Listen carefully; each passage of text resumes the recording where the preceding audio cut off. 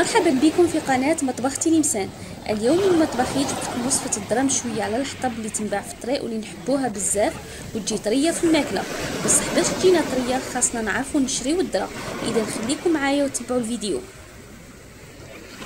ولتحضير الذرة مشوي، هاد الذرة مشوي ينباع في الطريق كي نكونوا ماشيين طريق البحر كما طريق بورسعيد ولا كاين بزاف. هاد الذرة مشوي حبيت نعمله لكم.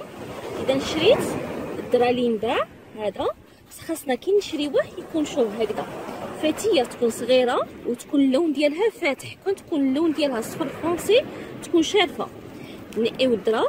راكم تشوفوا راني قديت على العافيه، عاونوني وليداتي باش قدينا العافيه. نقيو الذره نشويوها كي نقديوها بالحطب، ما كانش كما الحطب راه حنا في الطبيعه عملنا الحجر والحطب، نفوتو نشويوها نحيو هذوك الشعيرات. شوفوا كيفاش اللون ديالها، هذه هي الذره اللي تكون طريه. نحطوها تنشوى، نخليو حتى النار تهمد عاد نفوتو نشويو. نقي الحبات تاع الذره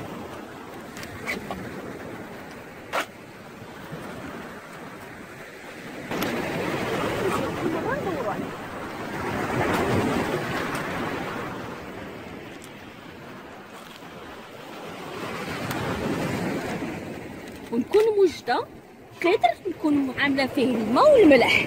كي نشويهم مباشره من النار نحطهم في هذاك الماء والملح باش يشربونا الماء والملح.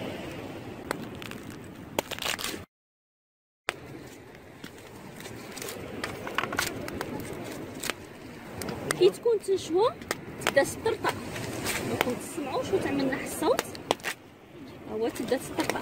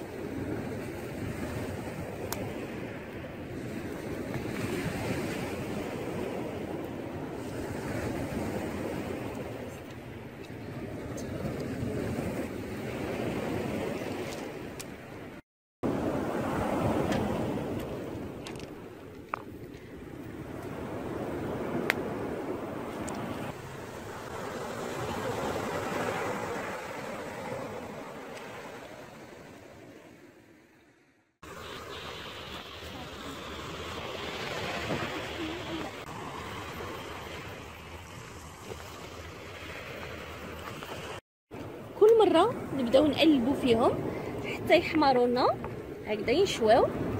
وكي نشويهم مباشرة نحطوهم في الماء والملح نخليهم يشربوا لنا مليح. صايدو نشواو لي نحطوهم ونخليهم يشربوا حتى وناكلوهم.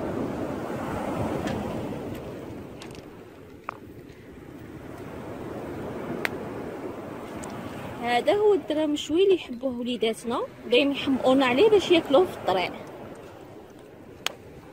ان شاء الله نشوفكم في وصفه اخرى ان شاء الله.